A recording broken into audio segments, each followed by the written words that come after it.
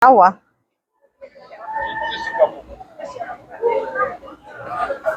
Lumabas po kaming mag-anak at meron kaming eye appointment sa Opto.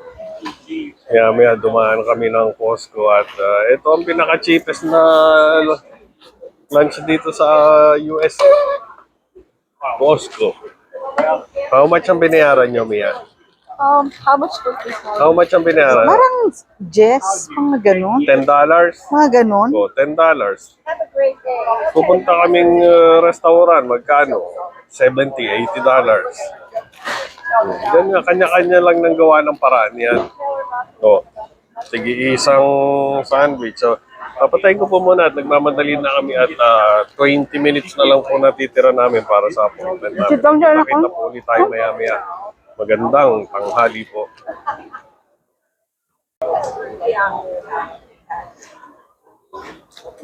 Natin nyo naman yan. Isang soda para sa aming tatlo. Yung mga kalapit namin, yung mga puti, tig-isa silang soda. Hindi. Kasi yung Tig-isa combo sila. na ganito, Kami, isang comes soda. with soda.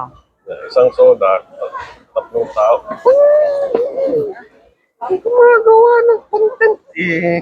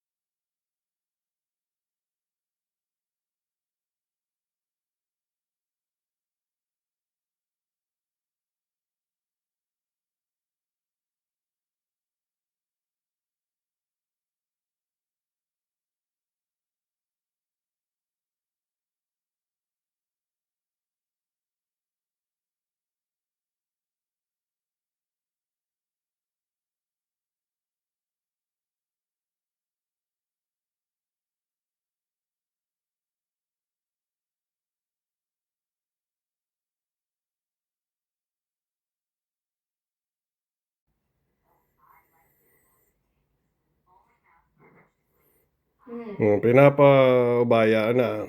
Nasa bahay na po kami, nakauwi na kami. At pinapaubaya ako sa kanya kung paano ang pagsiset-up at nang natututo na siya. At malamang siya palagi ang gagamit niyan para alam niya. Definitely. Para alam niya ang hindi na ako. Lumalaki na ang Junakis. At mamaya po ay ipopwesto na namin doon kung saan man niya mapipiling ilagay. Clear. Kaya babalikan po namin kayo mamaya pagka po napag-aralan na niya paano i-set up at kung saan namin ipopwesto. For Christmas.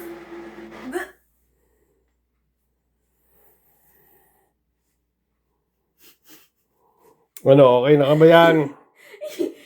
Working na ba yan? No, it's still initializing. Okay.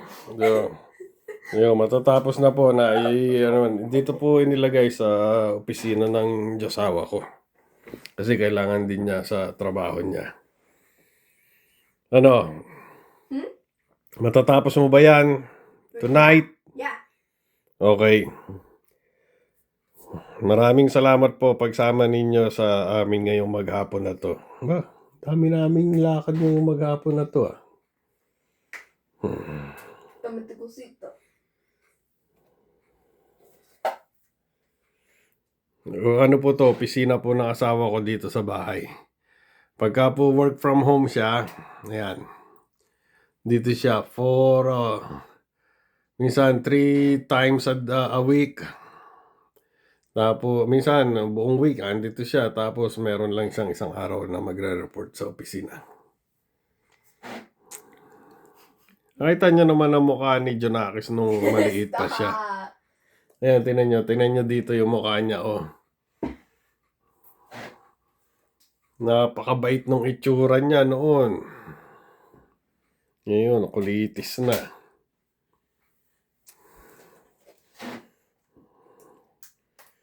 Okay, ingatan po nating mabuti ang ating mga sarili at ang bawat isa. Ngayon pa po ang isa niyang picture. Marami pong picture dito si Junakis. Inspirasyon po ng mami niya pag nagtatrabaho. Para wag tumigil pagtatrabaho. Ingatan po natin ang bawat isa at wag po tayo makakalimot magpasalamat sa ating mga biyayang natatanggap. What if they forget? At harinawa po ay safe po ang karamihan ngayon sa bagyong nananalasa sa Pilipinas, ang bagyong Kuwan. At At What? come on. Ay, Mia. At No. paano tayo makaka 1 million views niyan? Mabuhay po tayong lahat.